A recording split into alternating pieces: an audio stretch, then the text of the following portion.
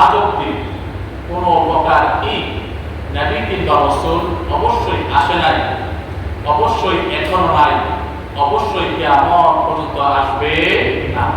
এই আকীদার নাম হলো আকীদায়ে ফাতহুয়া। যে মানুষের ভিতরে এতটুকু বিশ্বাস থাকবে না মুহাম্মদ সাল্লাল্লাহু আলাইহি ওয়াসাল্লাম সর্বশ্রেষ্ঠ এবং সর্বশেষ নবী ও রাসূল, সে ব্যক্তি কখনো মুমিন কিংবা মুসলিম হতে পারে না। তার একটাই পরিচয় কাফের। তাকে যে কাফের না বলবে সেও কাফের।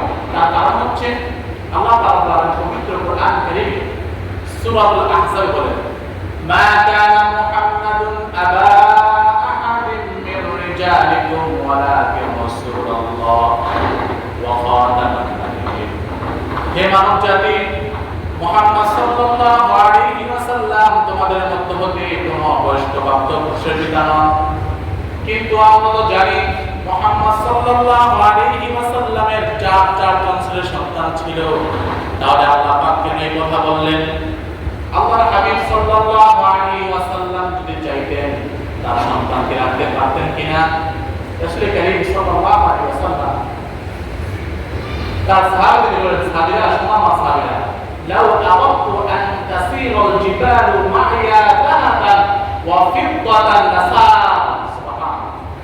শোনা মা সাহাবীরা, আমি রাসূল মুখে বলা দরকার না, যদি অন্তরে জাগে, আমার আল্লাহ তাআলা আরবের সকল পাহাড়গুলো সোনার রূপা করে তৈরি করে দিবেন। শুধু সোনার রূপাই তৈরি করবেন না, আল্লাহ নির্দেশ করবেন যেন আমার ডানে বামে দৌড়াতে শুরু করে। সুবহানাল্লাহ।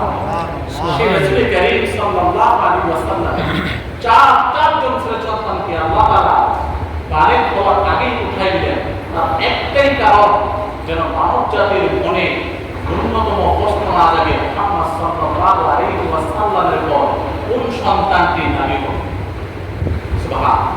তারপর আয়াত আল্লাহ আরো বলেন, ওয়ালাকি রাসূলুল্লাহ, তিনি বলেন আমার রাসূল।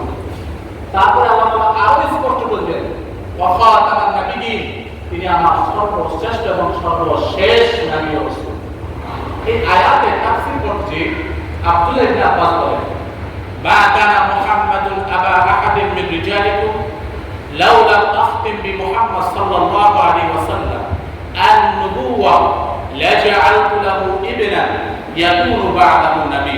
ও মানব জাতি, মুহাম্মদ সাল্লাল্লাহু আলাইহি ওয়াসাল্লামকে দিয়ে যদি আমার রিসালাত ও নবুওয়াতের দরজা বন্ধ না করতাম, আমার মুহাম্মদের ঔরসে একজন ছেলে সন্তানকে জীবিত রাখতাম, যাকে আমার নবীর পর নবী বানাতাম।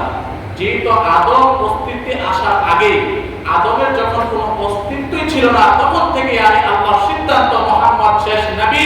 তাই মুহাম্মদ সাল্লাল্লাহু আলাইহি ওয়াসাল্লামের ঔরসে একজন ছেলে সন্তানকে জীবিত রাখলাম। সুবহানাল্লাহ। তাহলে রাসূল করিম সাল্লাল্লাহু আলাইহি ওয়াসাল্লামকে অস্বীকার করা মানে পুরা কোরআন অস্বীকার করা। রাসূলকে অস্বীকার করা মানে লক্ষাধিক নবীকে অস্বীকার করা। আর যে ব্যক্তি কোরআনকে অস্বীকার করবে, লক্ষাধিক নবীর উপর মিথ্যা তহমত দিবে, সে কখনো মুমিন কিংবা মুসলিম হতে পারে না। তার একটাই পরিচয় কাফের।